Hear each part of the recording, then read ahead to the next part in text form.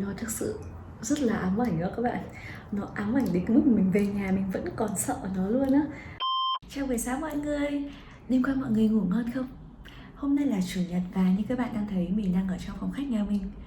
Bình thường chủ nhật thì mình sẽ không học bài, không làm việc gì hết. Mình sẽ dành thời gian cho bản thân để nấu ăn, dọn nhà, lau nhà, quét nhà, giặt quần áo. Sau đó sẽ ngồi ăn uống ở trên cái sofa kia, xem tivi và chill chill thôi. Nghĩa là làm một cái gì đấy để cho bản thân cảm thấy thoải mái sau một tuần làm việc và học tập vất vả. Nhưng mà chủ nhật tuần này thì khác. 2 tuần tiếp theo mình sẽ có rất là nhiều bài kiểm tra. Đâu đó kiểu 8 bài kiểm tra trong vòng 2 tuần á. Cho nên là chủ nhật tuần này thì mình sẽ phải học bài. Đó, mình đã chuẩn bị sẵn giấy bút và máy tính đang ở trước mặt mình đây rồi. Và hôm nay thì học bài cùng với mình nhé. Đây sẽ là một productive week in my life. Ngày mai là thứ hai và mình sẽ có môn thi đầu tiên là môn Research Method. Cái cách thi của môn này là mình đứng lên trên bảng, giáo viên đặt câu hỏi và mình trả lời, kiểu như đi thi hoa hậu thi ứng xử đó các bạn.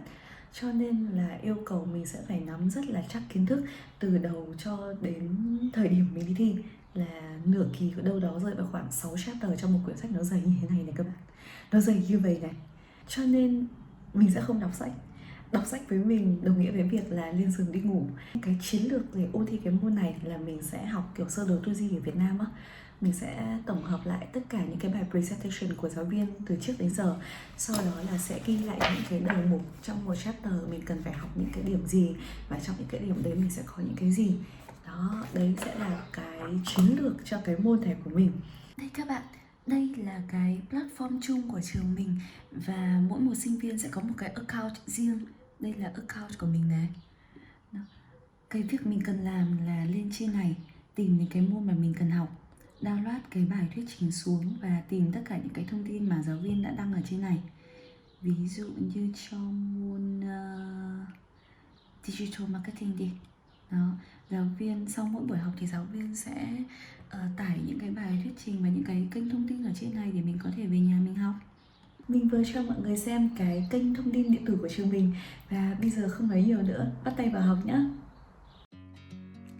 Cái việc đầu tiên mà mình làm mỗi khi mình bắt tay vào ôn luyện một môn nào đó là ngồi ghi lại những cái đầu mục mà mình cần phải học. Là có thể là những cái topic này, những cái chủ đề chính, hay là những chương trong một quyển sách thôi chẳng hạn. Nó sẽ giống như một cái to-do list đó các bạn. Mình học đến phần nào thì mình sẽ tích vào phần đó và chuyển qua phần tiếp theo. Và nếu các bạn đang nhìn thấy cái bút trên tay mình quen quen thì đúng rồi đó. Đấy là bút bi Thiên Long. Mình mua ở Việt Nam 5 năm trước rồi, từ trước khi mình qua Thụy Sĩ du học luôn. Mình thấy nó bền đỉnh cao nên mình mua sang bên này cả một hộp và dùng hoài không có hết. Sau khi liệt kê xong những cái đầu mục đấy thì mình sẽ tập trung vào từng phần một. Mình sẽ kết hợp nhiều cái nguồn tài liệu với nhau. Ví dụ như bài giảng của giáo viên này, những cái ghi chú mà mình đã ghi lại được khi ở trên lớp. Chỗ nào chưa hiểu thì mình sẽ lên mạng tìm đọc ở những cái trang web uy tín. Theo kinh nghiệm của mình á, thì lắm khi bài giảng của giáo viên sẽ hơi khó tiếp thu một chút, vì thầy cô hay dùng những cái từ ngữ cao siêu mà. Nhưng khi tìm cái nguồn kiến thức ở trên mạng thì mình sẽ có nhiều hơn những cái sự lựa chọn để đọc này. Từ ngữ cũng sẽ dễ hiểu hơn, đa dạng hơn, phong phú hơn và sẽ đem lại hiệu quả hơn cho các bạn.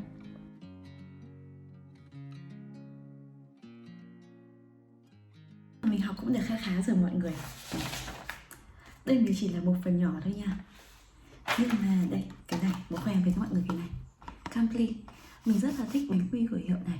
Đây là một brand của Thụy Sĩ. Đó. Mình hay gửi cái này về cho mẹ mình ở Việt Nam.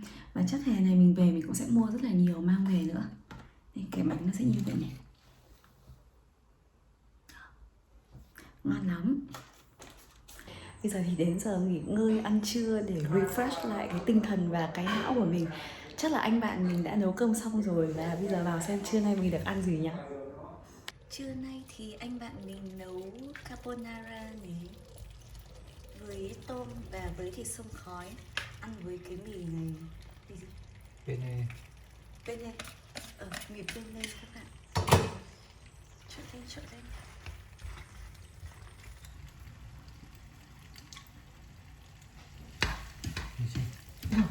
Ngon.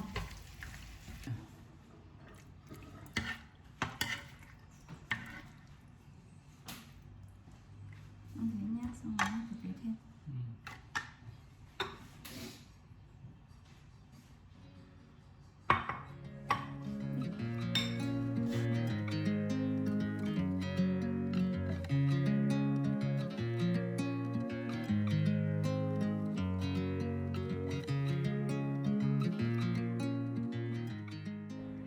ăn trưa xong thì mình sẽ tiếp tục với cái công cuộc ôn thi này.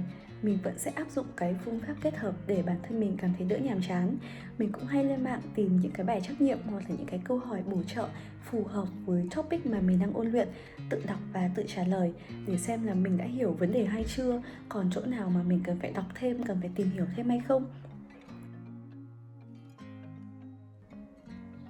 Một bước cực kỳ quan trọng nữa mà mình luôn áp dụng cho tất cả những cái lần ôn thi của mình, đó chính là highlight.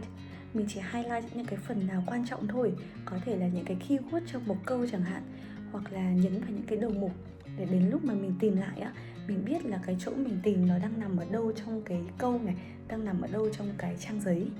Và đặc biệt hơn là khi mà tờ giấy nhiều màu sắc thì mình nhìn sẽ bớt nhàm chán và sẽ có thêm hứng thú để học. Và bây giờ thì các bạn đang nhìn thấy mình đi lòng vòng ở trong phòng. Vì mai là trả lời ứng xử mà, nên mình nghĩ không có cách nào hiệu quả hơn bằng cái việc đứng lên và tập nói. Mọi người có đồng ý với mình không? Là dù mọi người có ôn luyện, có hiểu một cái vấn đề đến mức như thế nào ấy chăng nữa, nhưng mà không có sự tập luyện á, thì khi các bạn đứng lên các bạn thuyết trình và nói, đặc biệt là còn làm bài thi nữa, thì các bạn sẽ vẫn gặp khó khăn một chút xíu. Cho nên là bây giờ thì đứng lên và ôn bài với mình nhé. Bây giờ là 8 giờ rồi các bạn, quanh đi quẩn lại ngẩng mặt lên là trời sắp tối luôn rồi. Mình cứ ngồi học, ngồi đọc xong rồi gọi điện cho bạn để bàn bài, rồi lại nhẩm đi nhẩm lại. Nhìn vào đồng hồ là thôi, quá giờ ăn tối luôn rồi. Trừ cái thời gian nghỉ ngơi đi thì chắc hôm nay mình cũng đã ngồi trên bàn học được 8 đến 9 tiếng. Và mình nghĩ với chỗ này cũng đã đủ ok để ngày mai mình đi thi rồi. Bây giờ mình sẽ dừng tại đây, mình không học nữa bởi vì mình đã rất là mệt rồi. Nếu mà có tiếp tục thì kiến thức nó cũng sẽ không vào đầu được nữa đâu. Cho nên là hẹn gặp lại các bạn vào buổi thi ngày mai nhé. Bye bye.